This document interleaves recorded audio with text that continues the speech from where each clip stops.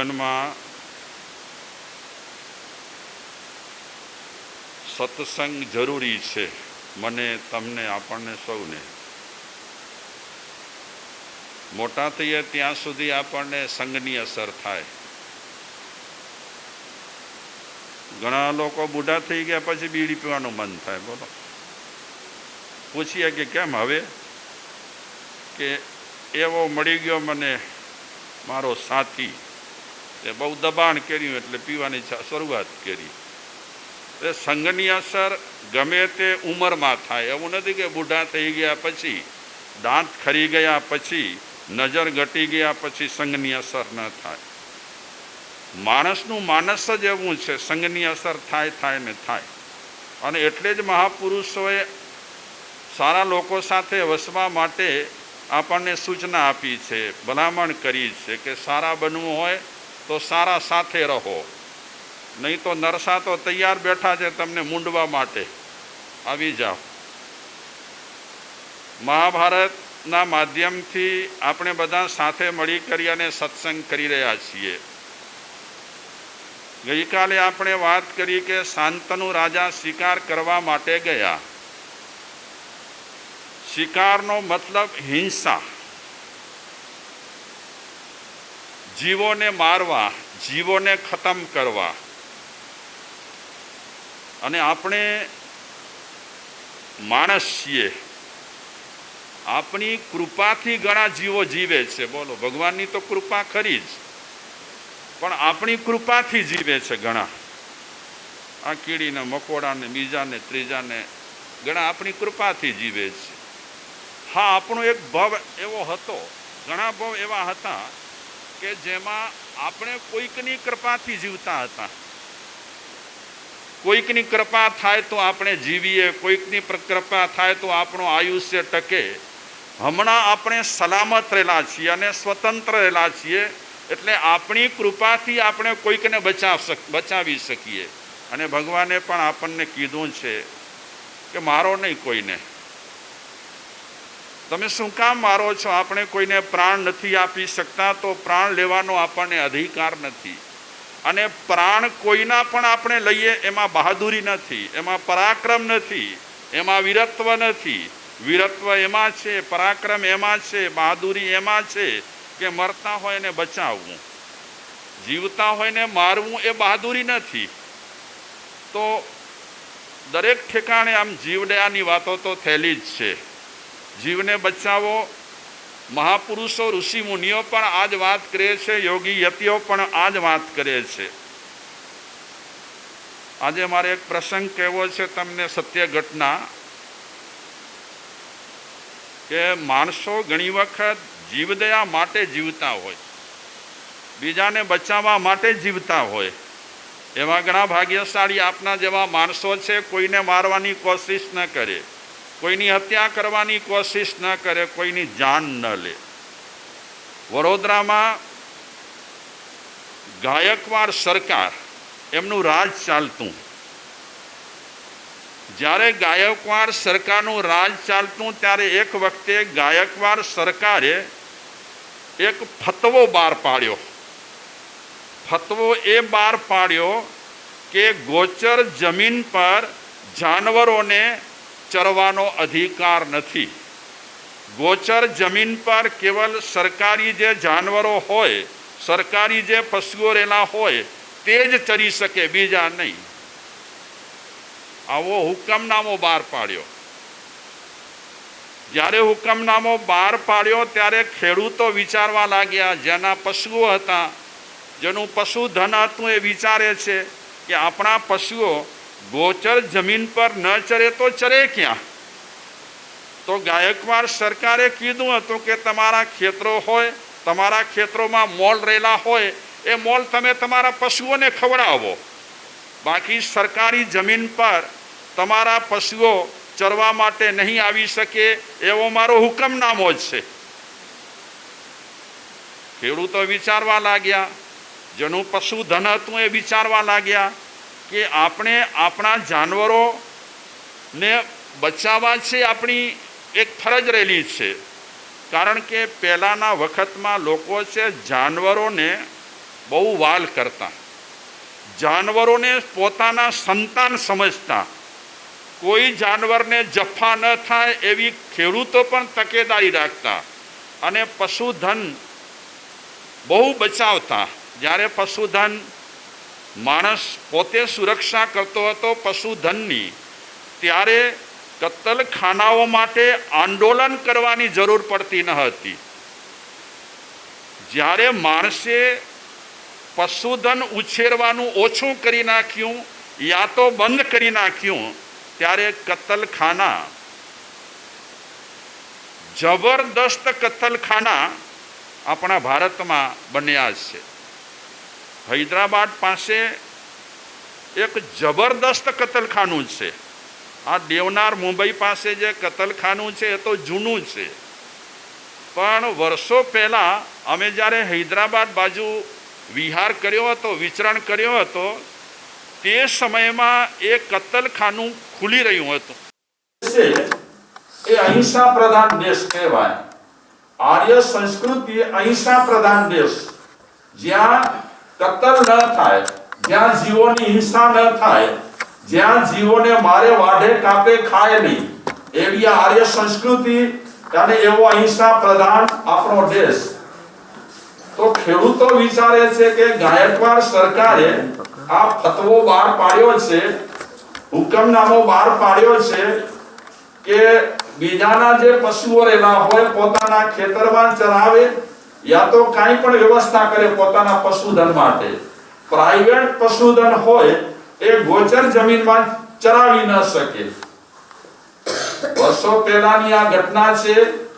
ગાયકવાડની સરકાર ચાલતી હતી ત્યારની આ ઘટના છે. ખેડૂતો ચિંતામાં પડી ગયા, કરવું શું હવે? આવી રીતે ગાયકવાડ સરકારે જ્યારે હુકમનામું બહાર પાડ્યું છે, ત્યારે સરકારની સામે આપણે કાંઈ પણ બોલી ન શકીએ અને ખેડૂતો વિચારવા લાગ્યા કે આપણે આપણા જાનવરો આપણા ખેતરમાં ચરાવીએ તો અનાજ શું બચે, અને અનાજ ન બચે તો ખાઈએ શું, અનાજ બચ્યા પછી વેચીએ શું, અને જો આ કાંઈ પણ ન થાય અને પશુ જ બધા ખાઈ જાય અનાજ, તો અમે જીવીએ કેમ? તો માણસોને ઘણા પ્રશ્નો ઉઠ્યા કે આમ કરીએ તો આમ નુકસાની થાય, આમ કરીએ તો આમ નુકસાની થાય. ગાયકવાડ સરકારને વાત કેમ કરવી? ગાયકવાડ સરકારને વાત કેમ કરવી? તો દીવાન હતો ગાયકવાડ સરકારનો. એક ઘણા ખેડૂતો મળી કરી અને દીવાનને મળ્યા અને દીવાનને વાત કરે છે કે સરકારે આ ફતવો બહાર પાડ્યો છે, તમે સરકારના કાન પર ખેડૂતોની વાત ન મૂકી શકો? તો દીવાન કહે છે કે સરકાર છે જિદ્દી બહુ છે. ગાયકવાડ વાત લીધેલી હોય, પકડેલી વાતો હોય એ જલ્દી સુધી બાંધછોડ કરતા નથી, છતાં પણ હું એમના કાને તમારી વાત નાખીશ કે ખેડૂતો આવી રીતે વાત કરે છે, આવી રીતે ફરિયાદ કરે છે.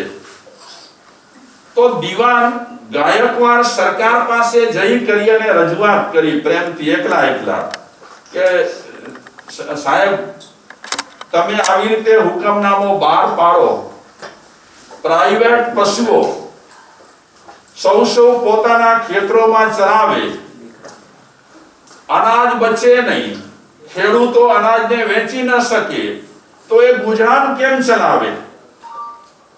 દીવાને કોશિશ કરી, પણ ગાયકવાડ સરકારે દીવાનની વાતને બહુ લક્ષમાં ન લીધી, દાદ ન દીધો. એટલે દીવાન ખેડૂતોને વાત કહે છે કે મેં સરકારના કાને વાત પહોંચાડવાની કોશિશ કરી, પણ સરકારે જરા માત્ર પણ વાત પર ધ્યાન દીધું નથી. હવે તમારે જે આગળ વિચારવું હોય તે વિચારી શકો છો.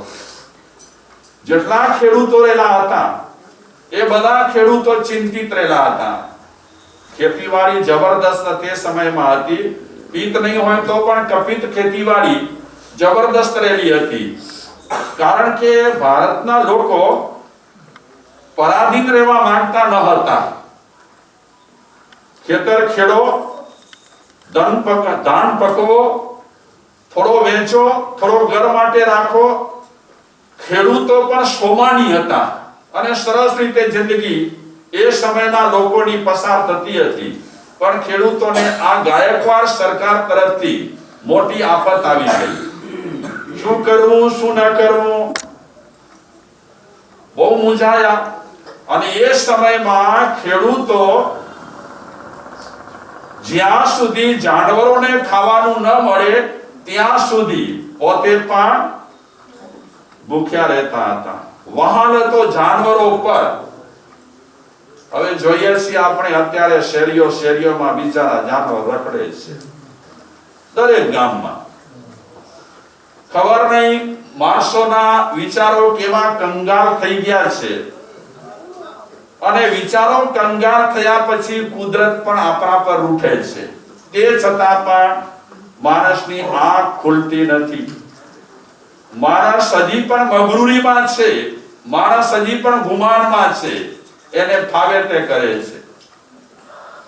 ગાયકવાડ સરકારે કાંઈ પણ આ હુકમનામા બાંધછોડ કરવા માટે કાંઈ જ નિર્ણય ન લીધો. ખેડૂતો ઊંચા નીચા થવા લાગ્યા, બહુ તકલીફમાં પડી ગયા, ખાવાનું હરામ થઈ ગયું. જાનવરોની શું દશા થશે. ગોચર જમીન પર ક્યારે પણ ખરાબ નજર કરવી નહીં. આપણે ત્યાં દરેક ગામડાઓમાં ગોચર જમીન હોય છે. અને એ ગોચર જમીન કોના માટે હોય છે? જાનવરો માટે હોય છે.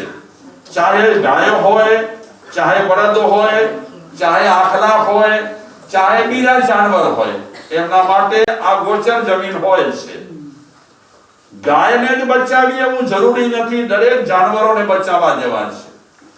આપણાથી હિંસા ન થાય કોઈ પણ જાનવરની, માણસ માત્ર તકેદારી રાખવાની હોય છે. તો એક ભાઈએ ખેડૂતોને કીધું કે તમે એક વાત કામ કરો. ગાયકવાડ સરકારે જે હુકમનામો બહાર પાડ્યો છે અને આપણા જાનવરો ગોચર જમીનમાં ખાઈ ન શકે, ચરી ન શકે એવી જે જાહેરાત કરી છે, આપણે ડાયરેક્ટ એમને સમજાવવા જશું તો નહીં સમજે. હઠ છે એમની, જીદી છે. હવે એક કામ કરવાનું, અમદાવાદમાં જયસિંહભાઈ નામના એક શેઠ રહેલા છે, વાણિયા છે, વણિક. એ જયસિંહભાઈ શેઠના કાને તમે આ ગાયકવાડ સરકારનો હુકમનામો કહો.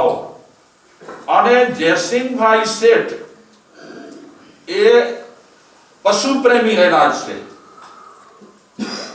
એ ગમે તે રસ્તો કાઢશે અને આ ગાયકવાડ સરકારનું હુકમનામું ગાયકવાડ સરકાર ખેંચશે.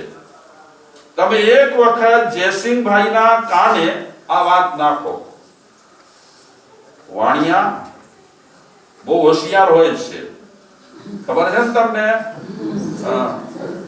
રાવણના રાજ્યમાં પણ વાણિયો હોત તો રાવણની આવી હાલત ન થાત. નામ છે ને, ચમત્કારી નામ છે.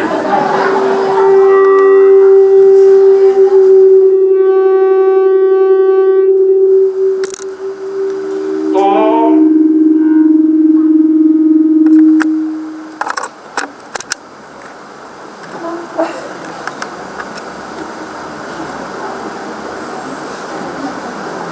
ખેડૂતો અને ખેડૂતોનું એક ગ્રુપ, એક મંડળ મસલત કરી અને તૈયાર થયું અમદાવાદ જવું અને જયસિંહભાઈ શેઠના કાને આ વાત કરવી.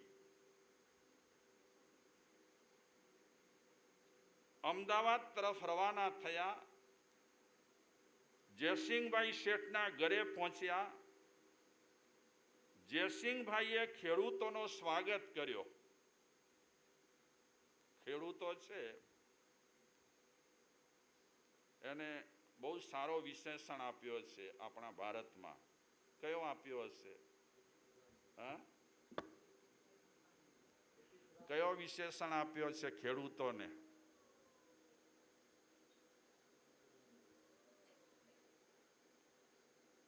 સરસ સરસ વિશેષણ આપ્યો છે ખેડૂતોને. અગર ખેતરોમાં ખેતીવાડી ન થાય, ધરતીનો ધણી એવો ખેડૂત ખેતીવાડી ન કરે અને ધાન ન મળે તો આપણી હાલત કેવી થાય? પૈસા ખાશું? ચક ભરી ભરીને ખાશું પૈસા? ધન કેવલ કામ આવતું નથી, જીવન ચલાવવા માટે દાન પણ ખપે. અને ઘણા વિચારકો કહે છે તમે ભોજન કરવા માટે બેસો ત્યારે સૌથી પહેલા તમે કોને ધન્યવાદ દેશો? કોને ધન્યવાદ દેવાના? હા, સૌથી પહેલા ધન્યવાદ દેવાના. ચલો પહેલા આપણે ભગવાનને મૂકીએ કે પહેલા ભગવાનને ધન્યવાદ દેવાના. જ્યારે આપણે ભોજન કરવા માટે બેસીએ ત્યારે બીજા ધન્યવાદ કોને દેવાના? ખેડૂતોને. સલામ ભરવાની કે આજે હું જે ભોજન કરી રહ્યો છું એ તમને આભારી છે. અગર તમે ખેતરોમાં ધાન જો ન પકવ્યો હોત તો આ શરીર ચલાવવા માટે અને પ્રાણને જીવિત રાખવા માટે શું કરત? ગુટકાથી પેટ ભરત? હા, બીડીઓ ચબાવીને પેટ ભરત? તમાકુના ફાકડા ભરી ભરીને પેટ ભરત? બેનો છીકણી ખાઈને પેટ ભરત? એ તો બધું થોડું થોડું ખવાય ને. હા, કાંઈ અડધા દિવસમાં આખી ગુણ ન ખવાય તમાકુની. પહેલા ધન્યવાદ દેવા જેવા છે ભગવાનને, બીજા ધન્યવાદ દેવા જેવા છે ખેડૂતોને, અને ત્રીજા ધન્યવાદ કોને દેવા જેવા છે? બોલો. કે ખાલી પલાઠી વાળીને પેટ ભરી લો છો? હા, ખાલી પલાઠી વાળીને પેટ ભરી લેવાનું? આજે રોટલીમાં મીઠો નથી ને આજે દાળમાં કસ વગરની દાળ છે ને, એવી ફરિયાદો કર્યા કરવાની. શું કરવાનું? કોને ધન્યવાદ દેવાના? ભાઈઓ, ચલો પહેલા ભગવાનને ધન્યવાદ દેવાના, બીજા નંબરે ખેડૂતોને ધન્યવાદ દેવાના, અને ત્રીજા નંબરે બોલો, માણસોને પૂછું છું, બોલો ને સરખી રીતે. બહેનોને નહીં, ભોજન બનાવનારને. તમે પણ બનાવો ને. અરે કોરોનામાં માણસ શીખી ગયો. કોરોનામાં આમ તો શેઠાઈ બહુ કરે માણસ, અમે આવા ને અમે તેવા, અમે મૂછવાડા, વળી વટા આપે. પણ કોરોનાએ બતાવી દીધું, માણસોએ ફટા મારવાનું શીખ્યા. કોરોનામાં ઘરવાળીએ ઠીક એમનો ઉપયોગ કર્યો છે ભલા. હા, રસોઈ બનાવવાની, શાક કરવાનું, શું કહેવાય, હા, શાક સુધારવાનું, અને જરૂર પડે તો ગૃહિણી જેમ રસોડામાં રસોઈ બનાવતા હોય તેમ થોડો થોડો ટેકો કોણે આપ્યો? હા,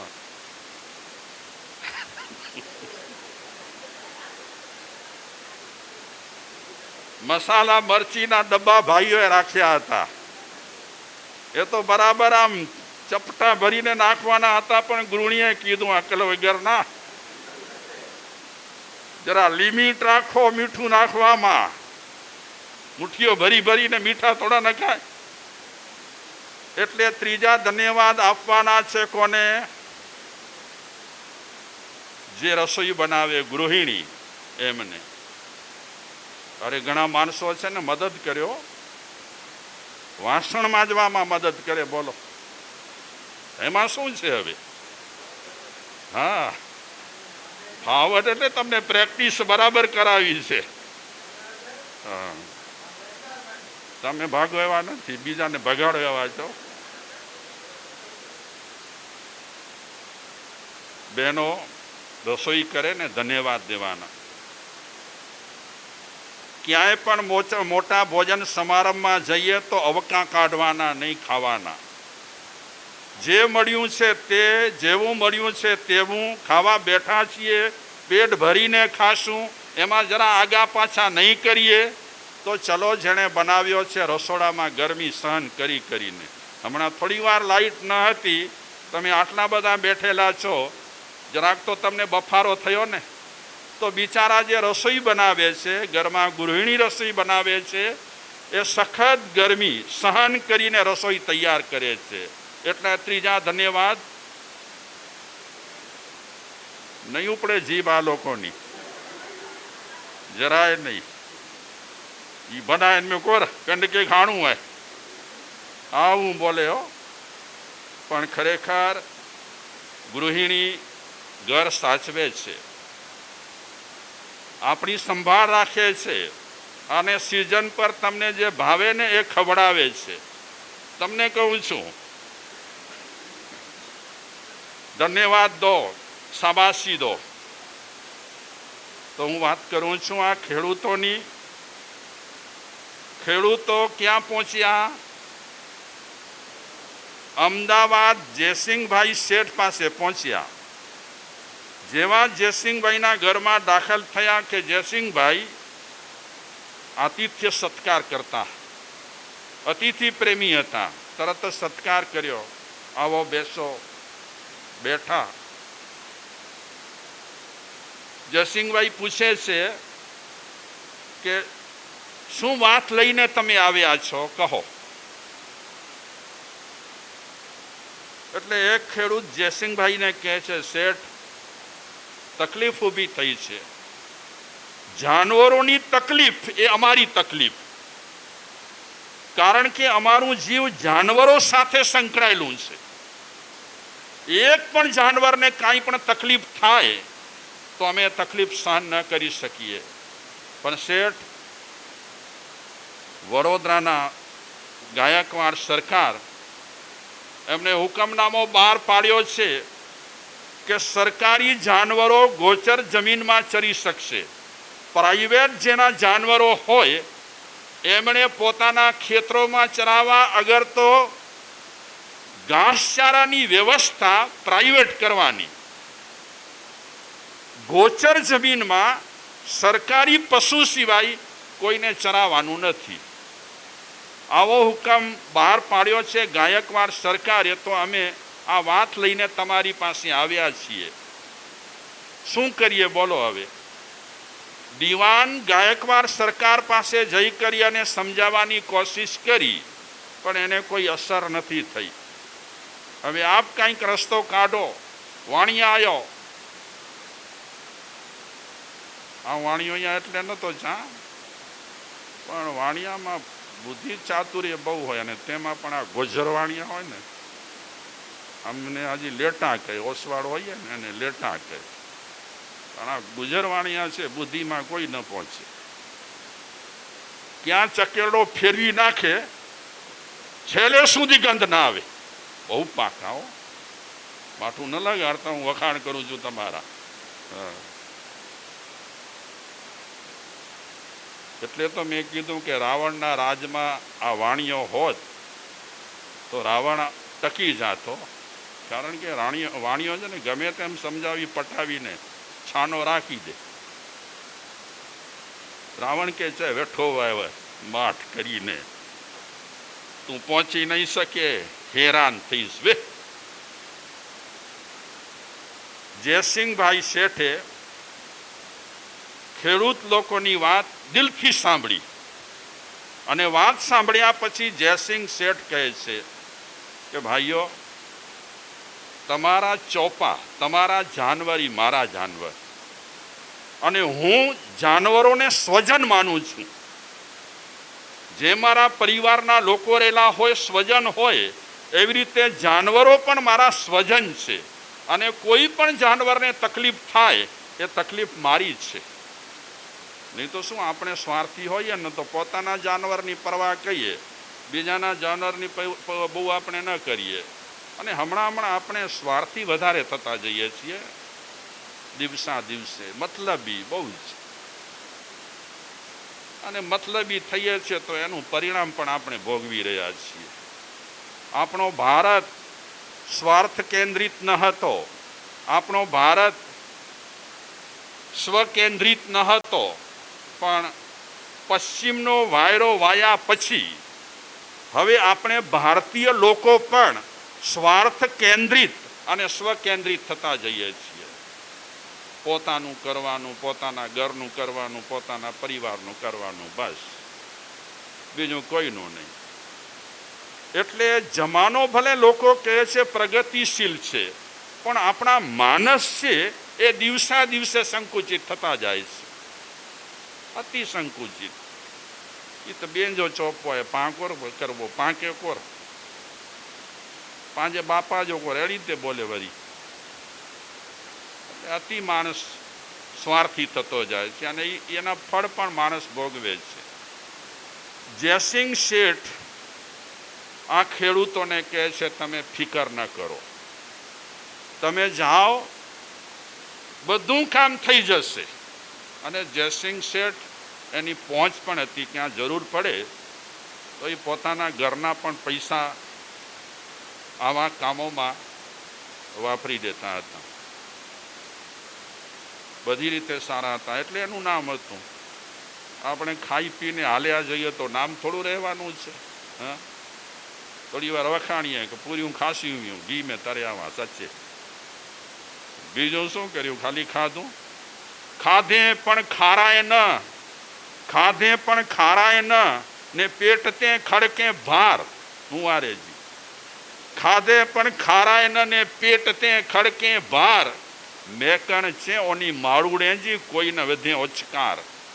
મેકણ છે ઓની માળુણેજી કોઈ ન વધે ઓચકાર. જેણે ખાલી ખાધું જ છે, હણ પેટમાં જ્યાં આવે ત્યાં બસ બેસી જાય પલાઠી વાળીને, કો રસોઈ તૈયાર હે, વળી કોઈ ઘરવાળા કહે હા વ્યો, બસ ખાઈ લે, કપડા ખંખેરીને હાલ્યો જાય. ખાધે પણ ખારાય ન, એના ઘરના બારણે કોઈ ચડે તો જરાય ન ખવડાવે. કડે વેનતા જશો ક્યારે, અરે આવીને સહી થયા છીએ, શું જશો ક્યારે. જે વ્યક્તિ ખાલી પોતાના પેટ ભરે છે, શાસ્ત્રકારો એમ કહે છે જે વ્યક્તિ પોતાના ધનમાં, ધાનમાં, સંપત્તિમાં સંવિભાગ નથી કરતો, એટલે ભાગલા નથી પાડતો, એનો મોક્ષ છે જ નહીં, એમ શાસ્ત્રકારો કહે છે. અને વૈદિક પરંપરામાં એક સૂત્ર રહેલો છે, તેન ત્યક્તેન ભુંજીતા. તમારામાંથી થોડો ત્યાગ કરીને ભોગવો. તમારો છે વાત સાચી, પણ એમાંથી થોડો ત્યાગ કરો ને ભોગવો. એ આ વૈદિક પરંપરાના સૂત્રો રહેલા છે. ભારતીય સંસ્કૃતિ એમાં ખૂબ જ સંકળાયેલી છે. જયસિંહભાઈ કહે છે કે તમે જરાય ફિકર ના કરો. એ ગાયકવાડ સરકારે ભલે હુકમનામો બહાર પાડ્યો હોય, પણ હું થોડા સમયમાં કાંઈ પણ એની ફેરબદલી કરાવીશ, અને એના માટે કદાચ પૈસા ખર્ચવા પડશે તો તમારી પાસે એક પાઈ પણ નહીં લઉં. હું મારા ગાંઠના ગોપીચંદ ખર્ચીને પણ આ ફતવો ગમે તેમ કરીને હટાવીશ. નહીં તો આજે લોકો આવા કામમાં પણ કમિશન લેવો, અધ તોજા ને અધ મૂજા, અને પછી કે ઘરમાં શાંતિ નથી મળતી. ક્યાંથી મળે ઘરમાં શાંતિ? જ્યાં જ્યાં લાગ્યું છે ત્યાં ત્યાં ટપાવવાની કોશિશ કરી છે.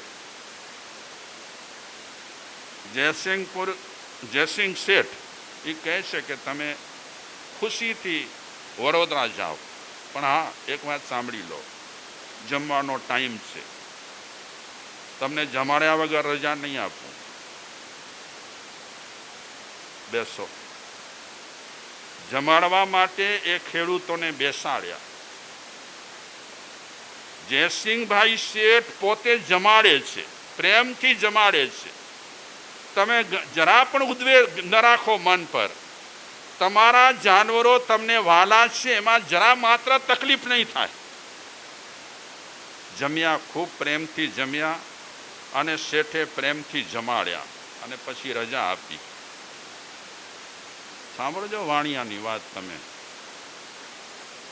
કે પરગજુ કેવા હોય અને પરોપકારના કામ કરવા માટે કેવી બુદ્ધિ વાપરે. એક વાત છે કે વાણિયા છે ને, એમની સિસ્ટમો બહુ સારી. પૈસા કઈ રીતે વાપરવા, ક્યાં વાપરવા, કેમ વાપરવા, એની ગણિત બહુ પરફેક્ટ. એમ નહીં કે આવ્યા તો ચલો ઓડાવી દો, એમ નહીં. બહુ એકદમ ગણિત રાખે. જ્યારે ઘણા લોકોને, ઘણા સમાજના લોકોને થોડા હાથમાં પૈસા આવે ને, હલો ડોક ડોક પીવું, અહીંયાથી શરૂઆત કરે. ડોક ડોક પીવાથી ચાલુ કરે, પછી ઉડાવે, સરસ હજામત કરાવે, માલિશ કરાવે, ઊંચો બૂચો સરખી રખાવે, થોડા સારા કપડાં લઈ લે, સારી બૂટ લઈ લે, એટલે અડધા તો પૈસા એમાં ઉડી ગયા. બાકી થોડા ખોખડતા હોય એમાં વળી માલ મસાલા લે, ગુટકાને ઓને તેને, એક સાથે પેકેટ લઈ લે, કિલો 2 કિલો સાથે રાખો બસ. જ્યારે ઘણા લોકો આપનામાંથી પણ બહુ સમજદાર હોય, પૈસાની ગણિત મૂકે. મહેનત કરીને કમાવો છો તમે બાપા, જે કમાય છે તે મહેનત કરીને કમાય છે. અહીંથી જોબ કરવા માટે મુંદ્રા જાય, અહીંથી જોબ કરવા માટે બીજે જાય, બિચારીને ટિફિન લઈ કરી અને જવું પડે, બહુ મહેનત કરવી પડે છે. સમયસર ખાવા ન મળે, ઠંડુ ખાવા મળે, બહુ મહેનત કરી અને માણસ પૈસા કમાય છે. આપણને દુઃખ એ લાગે કે આટલી મહેનત પછી 200, 400, 500 રૂપિયા દારૂમાં ખર્ચી નાખવા. અરે જરા તો તમે અક્કલ વાપરો. કઈ રીતે તમે પૈસા કમાયા છો, કેવી તમે મહેનત કરી છે, ઘણું સહન કરીને તમે પૈસા કમાયા છો, તો પૈસા ઉડાવો શું કામ છો? પણ જેની પાસે ગણિત નથી, શું કહેવાય એને, ગણિત ન હોય જેની પાસે કાંઈ પણ, તો બિચારાને પગાર વહેલો લઈ લે, 5 દી બાકી વે. વળી શેઠીઓ પૂછે કાં વહેલો પગાર, કે ઘર મેં પાઈ ના. અરે આટલા પૈસા હતા ક્યાં ગયા? ધૂળ ધમાસામાં સેલૂન મેં વ્યો ને હું માલિશ કે ને હું કે ને તી કે ને, બસ પતી ગયો. એટલે તમને બધાને પણ હું રિક્વેસ્ટ કરું, પ્રાર્થના કરું કે પૈસા તમને બધાને મહા મુશ્કેલીથી મળે છે. ધૂળ ધમાસામાં પૈસા વાપરી તમે હેરાન ન થાઓ. શરીરને સાચવો, તમારા પરિવારને સાચવો, તમારા જીવનને સુંદર બનાવો. ગુલાબ જેવું સુગંધિત શરીર તમે બનાવો, સારા સારા કામ કરીને. જમ્યા માણસો,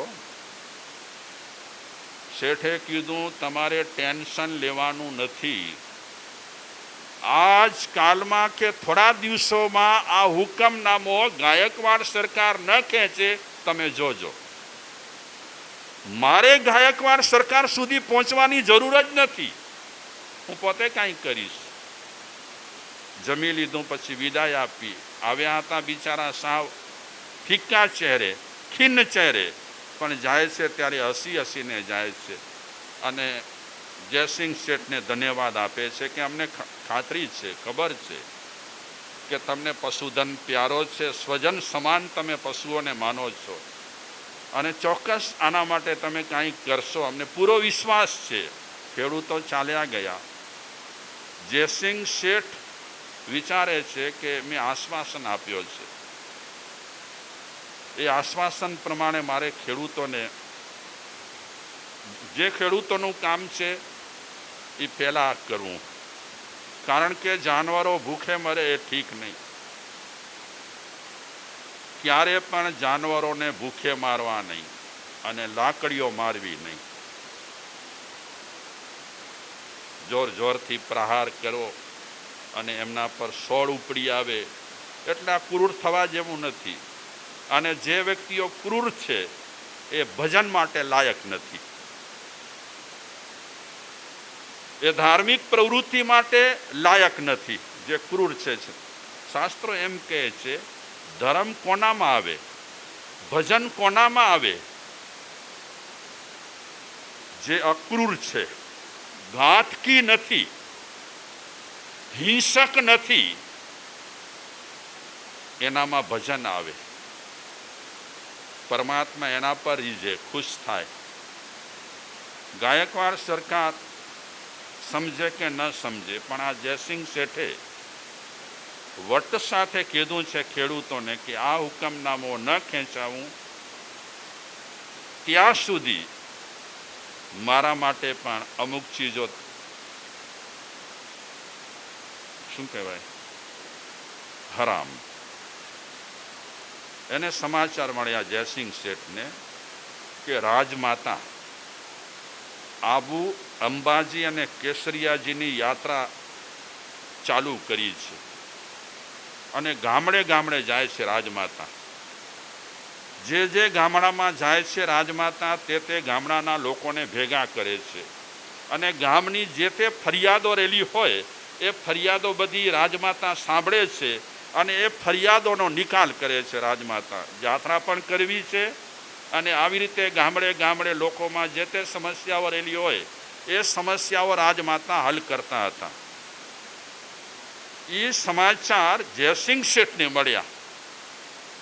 તાબડતોબ જયસિંહ શેઠ પોતાના 17 કામ છોડી કરી અને પહેલું કામ આ ઉપાડ્યું. રાજમાતાનું જે પડાવ હતો જે તે ગામમાં, ત્યાં એ પહોંચી ગયા. પ્લાનવાળા હોય હો. કોણ? ઘડીએ ઘડીએ વખાણ કરીશ તો તમે કહેશો અમે હવે રોટલા નહીં આપીએ તમને, એટલે બહુ વખાણ પણ ન થાય, પણ પ્લાનવાળા ખરા. આમ તો બિરબલ છે એ પણ અકબર બાદશાહને પૈસાનું પ્લાન બનાવવાનું કીધું. એક દ્રષ્ટાંત છે એનો. આપણી પાસે કેટલા પૈસા હોય તો એનું પ્લાન કેમ બનાવવું, અને પ્લાન વ્યક્તિ બનાવે ને પૈસા નો તો ખેંચ ન વર્તાય. ઘણા તમે વેપારી છો, બહુ સિસ્ટમ સાથે ચાલતા હો, પ્લાન પ્રમાણે ચાલતા હો તો ખેંચ ન વર્તાય. તો શેઠ પહોંચી ગયા છે રાજમાતાનો જ્યાં કાફલો છે ત્યાં, અને પેલા મેનેજરને ફોડ્યો એટલે ઘૂસબૂસ ના આપી. મેનેજરને કહે છે કે આવતીકાલથી આ સંઘ જ્યારે આગળ વધે યાત્રા માટે, ત્યારે જે ગામડામાં જાઓ એ ગામડામાં આખા ગામને જમણવાર મારા તરફથી.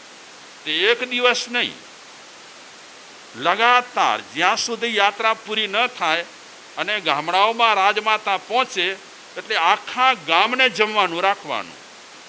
મેનેજરને કીધું નામ કોઈ પણ પૂછે ને તો રાજમાતાનું નામ દેવું, મારું નહીં. કોઈ પૂછે જમણવાર કોના તરફથી છે તો કહેવાનું રાજમાતા તરફથી. જો કામ કરાવવા હોય તો થોડા પૈસા પણ આગા પાછા, જેમ તમે કોઈ ઓફિસરોને ઘૂસ આપો ને, અને હકીકતમાં લાંચ રૂશ્વત ઓફિસરોને આપણે શીખવાડી છે. આપણા ખુદના કામ કઢાવવા માટે આપણે શરૂઆત કરી છે લાંચ રૂશ્વતની, તો હવે એ ટેવાઈ ગયા છે. હવે લાંચ વગર એમને મજા નથી આવતી. તો મેનેજરને કહી દીધું કે મારું નામ નહીં લેવાનું, દરેક ગામમાં જમણવાર રાખવાનું, જણ બચ્ચો ભોજન કરે. બસ ચાલુ થઈ ગયું ગામડે ગામડે જમણવાર,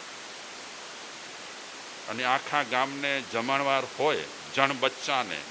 એ માહોલ આખો અલગ હોય કે ન હોય. પેલી એક જૂની પ્રણાલિકા હતી અમારા જૈન સમાજમાં કે જમણવાર હોય તો ગામડામાં શેરીમાં બહેનો ભેગા થાય, જે શેરીના હોય એ શેરીના નાકા પર ભેગા થાય, પછી જ્યાં જમણવાર હોય ત્યાં ગીત ગાતા ગાતા જાય. 50-55 વર્ષ પહેલાં આ એક પ્રણાલિકા હતી. મહાજનવાડીમાં જમણવાર હોય, સમાજવાડીમાં જમણવાર હોય તો કાંયા ફળિયાના જેટલા બહેનો હોય એ મહાદેવ પાસે ભેગા થાય, પછી ગીત ગાતા ગાતા એમાં જેનો જમણવાર હોય ને એનું પણ નામ લે, અને એટલી હોંશ, એટલો ઉત્સાહ. અરે એટલું નહીં, ગામડાઓમાં જ્યારે જમણવાર થતા હતા સામૂહિક, ત્યારે ધાન સાફ કરવા માટે આખા ગામની બહેનો આવતી, અને તે આમને આમ ધાન સાફ કરતી નહીં, ગીતો ગાતા હોય ને ધાન સાફ થતું હોય. કેવું હશે એ વાતાવરણ? હા, હવે આવી વાતો અત્યારે આપણે જુવાનોને સંભળાવીએ તો એ કહે તમને બળતરા થાય છે અમારું જોઈને. બોલો, બળતરા નથી થતી. અમે એ ભૂતકાળ યાદ કરી અને આનંદ લૂંટી રહ્યા છીએ. તમારા જમાનામાં છે શું? દુઃખી થઈ રહ્યા છો. જ્યારે અમારા જમાનામાં આવું બધું હતું. ભોજન કરતાં પહેલાં, પેટ ભરતા પહેલાં એ જેનો ભોજન હોય એના ગીત ગાવાના, એક સાથે સમૂહમાં ધાન સાફ કરવાનું. હવે તો ડાયરેક્ટ કંપનીના આટા આવે છે, ખરીદો, કરો રોટલી, કરો મજા. અને હવે તો સમય એવો આવશે તમને કાંઈ મહેનત કરવાની જરૂર નથી. મશીનો નીકળ્યા છે, મશીનમાં નાખી દો, રોટલીઓ તૈયાર થઈને બહાર આવે. હવે એક મશીન ખપે છે, બાકી છે.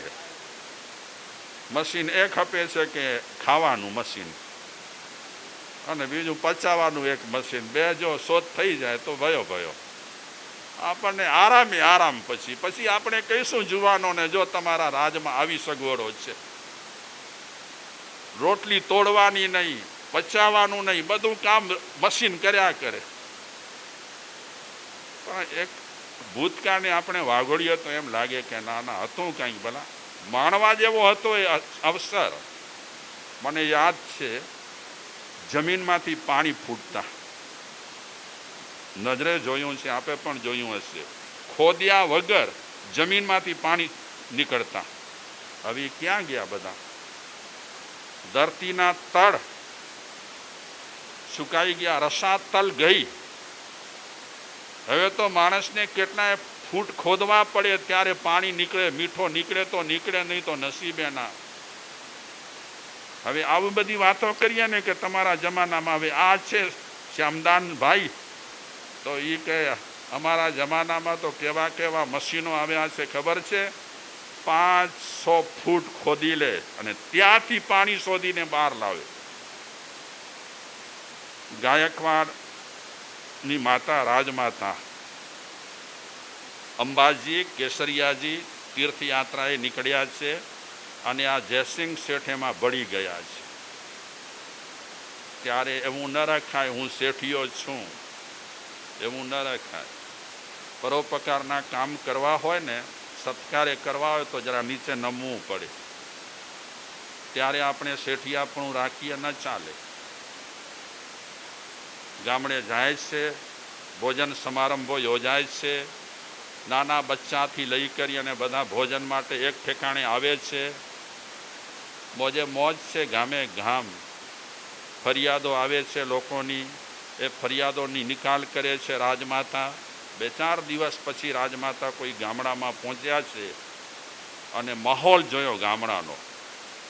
એક ઠેકાણે બધા જમવા આવે છે લોકો, તો મેનેજરને બોલાવે છે રાજમાતા, પૂછે છે કે આ જમણવાર કોનું છે? તો મેનેજર કહે છે તમારું છે જમણવાર. કે મારું? મને ખુદને ખબર નથી. અને પછી મેનેજરે રાજમાતાને વાત કરી કે ઘણા દિવસથી આ જમણવાર ચાલે છે હમણાં, અને આપણી સાથે એક જયસિંહભાઈ શેઠ છે, એમના તરફથી આ બધો ખર્ચ છે. ઓહો,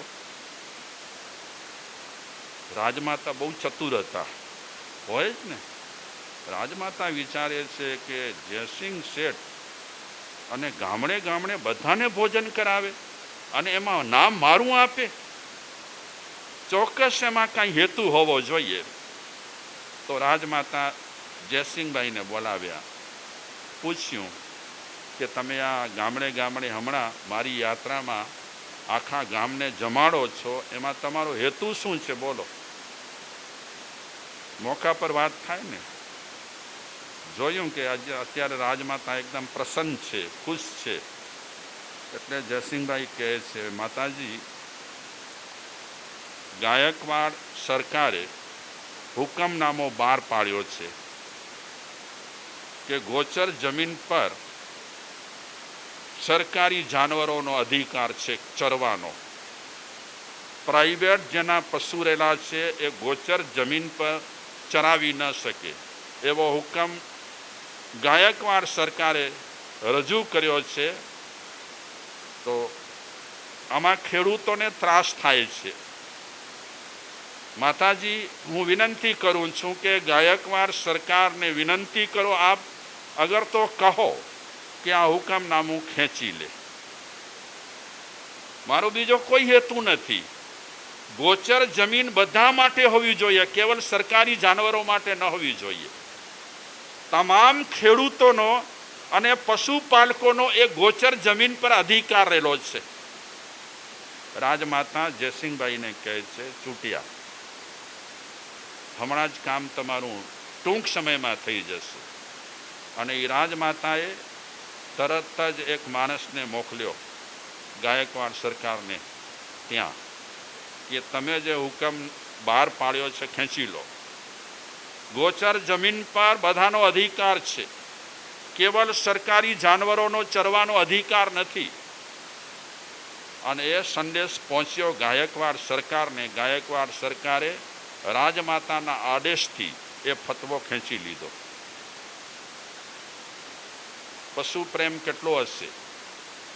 જાનવરો માટે આ શેઠને કેટલો પ્રેમ હશે કે જાનવરોને બચાવવા માટે સાહસ ખેડીને રાજમાતા સાથે જોડાઈ ગયા.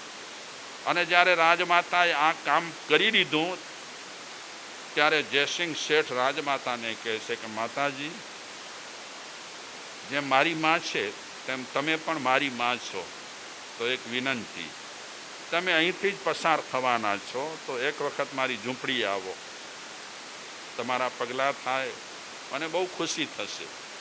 અને એ રાજમાતાએ જયસિંહ શેઠને કીધું કે ચોક્કસ રસ્તામાં અમદાવાદ આવશે, હું જરૂર આવીશ. અને એ રાજમાતા જયસિંહ શેઠના ઘરે આવ્યા એ ખરા. આ વાત હું શા માટે કરું છું કે લોકોમાં પશુ પ્રેમ હોય, જાનવરો માટે હમદર્દી રહેલી હોય તો 17 કામ પોતાના છોડી કરી અને જાનવરો માટે કેટલું કરતા હોય છે. અને એ જ જાનવરો, નિર્દોષ જાનવરોનો શિકાર કરવા માટે આ શાંતનુ રાજા નીકળ્યા. ગંગાનો સખત વિરોધ, કોઈ પણ જીવને તમે મારો નહીં, શિકાર બંધ કરો. તે છતાં પણ શિકાર કરવા માટે ગયા, વચન ભંગ કર્યો, શરત ભંગ કરી. અને ગંગાદેવી પુત્રને લઈ, કુંવરને લઈ અને પેલા પિયરે ગયા અને પછી મહેલ બાંધી અને જંગલમાં રહે છે. શાંતનુ રાજા જ્યારે શહેરમાં આવ્યા, હસ્તિનાપુર નગરમાં પોતાના ઘરે મહેલે, ત્યારે આ ગંગાને કે ગાંગિયાને ન જોતા પૂછ્યું ત્યારે ખબર પડી કે એ પિયરે ચાલ્યા ગયા છે. પછી બહુ અફસોસ થયો શાંતનુ રાજાને કે શરત ભંગ કર્યો અને એનું આ પરિણામ છે. અને પછી શરીર પર અસર થઈ થોડી. એને શાંતનુ રાજાને ખૂબ ગંગાને યાદ કરે છે, ગાંગીયાને યાદ કરે છે. અને આ બધી ક્ષત્રિય વ્યક્તિઓ હતી. એક વખત પગલાં ભરે પછી પીછેહટ ન કરે. ક્ષાત્રવટ છે. આજે પણ ઘણા ક્ષત્રિયો ક્ષાત્રવટમાં જીવે છે. પણ હું કહીશ કે કોઈને પજવવા નહીં. ક્ષાત્રવટ મળ્યો હોય પરમાત્માની કૃપાથી તો કોઈને પજવવા નહીં. તમે તમારી શક્તિનો જે રીતે સદુપયોગ કરો છો તે રીતે સદુપયોગ કરતા રહો, એકબીજાને હેલ્પ કરો, મદદ કરો અને તમારી તાકાતનો યોગ્ય રીતે ઉપયોગ કરો. ધન્ય થઈ જશે તમારી શક્તિ. પરંપરામાં ક્ષાત્રવટ મળ્યો હોય અને અમે તો કહીએ કે આ જૈન ધર્મ છે એ વાણિયાઓનો છે જ નહીં. જૈન ધર્મ વાણિયાઓનો નથી, ક્ષત્રિયોનો છે. અને ક્ષત્રિયોમાં શૂરવીરતા હોય કે ન હોય. આજની તારીખે ભલે ઘણું ઓસરી ગયું છે આ દારૂ વગેરેના દૂષણને કારણે, નહીં તો આજની તારીખે પણ ક્ષત્રિયોમાં હજી ક્ષાત્રવટ છે. હજી એમનામાં તાકાત પણ રહેલી છે, એવી પ્રભાવશાળી વાણી પણ રહેલી છે. પણ જે ક્ષત્રિયો સદુપયોગ, અમારા પણ પરિચિત છે ઘણા બીજા ક્ષત્રિયો, જે ક્ષત્રિય સમાજના એક ઉપરી છે, એ પણ નજીકના જ છે પરિચિત અમારા. એક બાપુ તો ક્ષત્રિય સમાજના અગ્રેસર હતા થોડા વર્ષો પહેલાં, અને થોડા વર્ષો પહેલાં એ બીડી પીતા હતા. અમને યાદ છે બરાબર. એક ભાઈ એ બાપુને લઈ આવ્યા, બહુ સારા બાપુ, હોશિયાર, આખું સમાજ સરસ રીતે ચલાવતા. પછી બાપુએ કીધું કે મહારાજ શ્રી, આજે હું બીડી છોડું છું. પછી એ બાપુ ભુજના જ હતા, એ બાપુ ઘરે પહોંચ્યા, નક્કી કર્યું બીડી છોડવી છે. ક્ષત્રિયનો બચ્ચો છે ને એક વખત મોઢામાંથી બોલે તો માથા સાટે પાડે કે ન પાડે? હા, એટલે બીજી જ્ઞાતિઓની પણ હું પ્રશંસા કરું છું, પણ ક્ષાત્રવટ જેનામાં હોય એનામાં જ હોય. એ બાપુ ઘરે ગયા અને ઘરવાળાઓને કીધું કે મેં બીડીની પ્રતિજ્ઞા લીધી છે, મનથી સંકલ્પ કર્યો છે, હવેથી મારે બીડી નથી પીવી. તમે એમ કરો 4-5 દિવસ હું રૂમમાં રહું છું, તમારે ખાલી મને ભોજન પહોંચાડી દેવો રૂમમાં.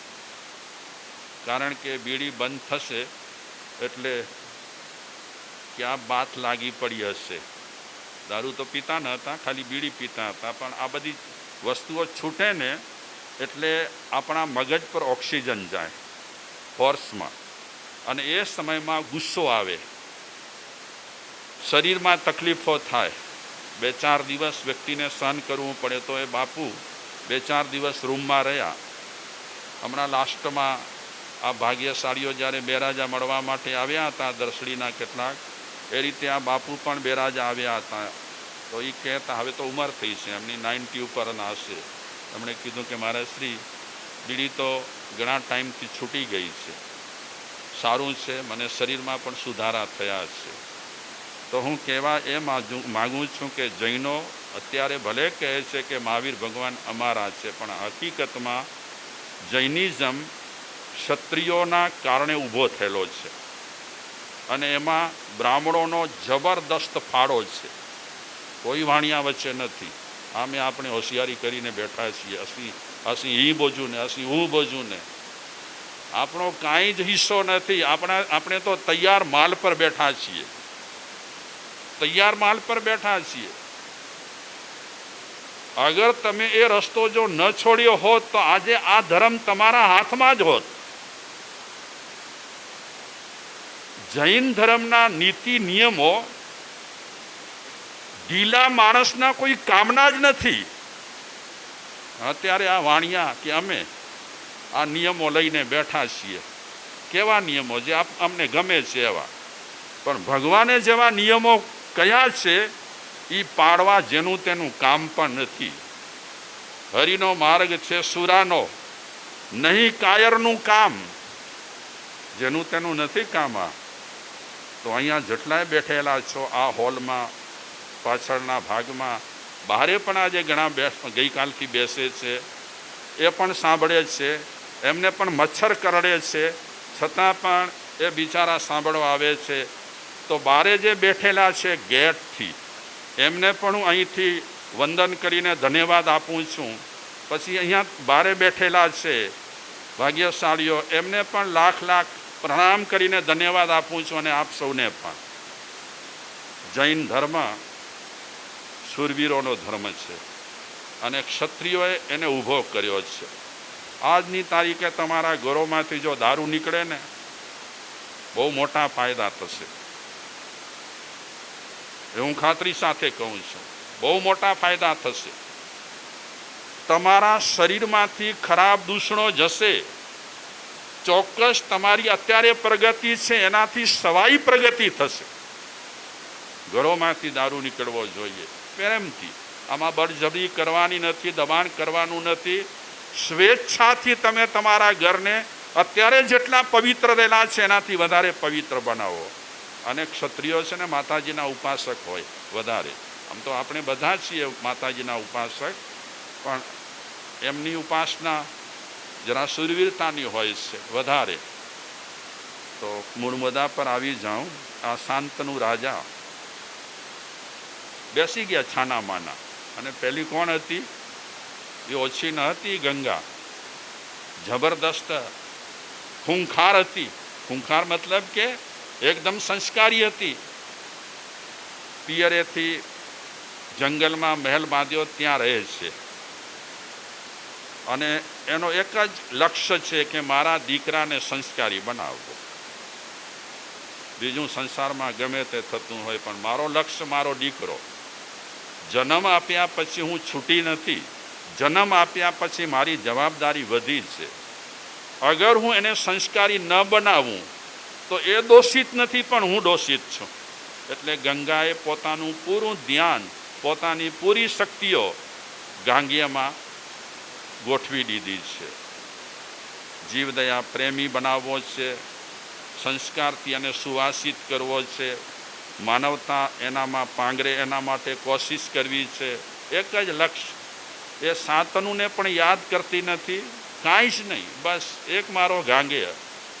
લાડ જરૂર કરવાના છોકરાઓને, પણ સંસ્કારમાં જરા પણ બાંધછોડ ન થાય. મોટા થયા પછી તમે છોકરાઓને સંસ્કારી બનાવવા માંગશો તો કદાચ આપણે નિષ્ફળ જશું. નાના બચ્ચાઓને જે સંસ્કાર અપાય તે આપો. સારા સંસ્કાર આપો. ગામમાં તોડફોડ ન કરે, કોઈની ચીજ વસ્તુઓને નુકસાની ન પહોંચાડે, સ્કૂલમાં પણ સરસ રીતે રહે. આ બધા જ સંસ્કાર માતા પિતાને આપવાની ફરજ છે. શાંતનુ રાજા બસ હવે ગંગા વગર ઘરમાં છે. ગંગા દેવી નથી, પત્ની નથી. અફસોસ થાય છે, મારે શિકાર કરવા જવા જેવું ન હતું. શું કામ ગયો હું શિકાર કરવા? શરત ભંગ મેં શું કામ કર્યો? એક વખત આદતને આધીન થયા અને હવે અફસોસ કરે છે. પણ હવે તો એમના હાથમાં બાજી નથી રહી, ગમે તેટલો અફસોસ કરે. પણ હવે એક વાત હું તમને પૂછું કે હવે આ શાંતનુ રાજા શિકાર કરવા જશે કે નહીં? ચલો એક વખત ભૂલ થઈ ગઈ, એની સજા પણ એને ભોગવવી પડે છે અત્યારે, તો હવે જશે કે નહીં? બહેનો, આપ સૌને પૂછું છું કે જશે કે નહીં શિકાર કરવા? જશે? કયા આધારે તમે કહો છો કે શિકાર કરવા જશે?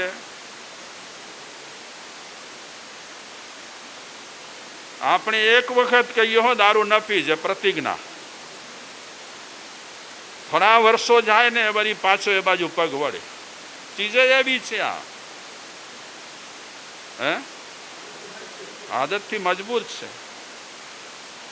પગ એક વખત વળ્યું હોય પાછું વાળવું સહેલું નથી. મને તો હજી શંકા લાગે છે આ બધામાં,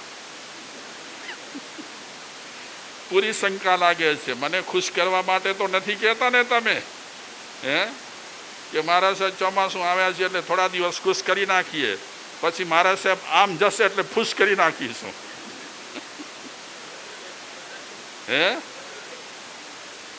સાંભળ્યું બધાએ?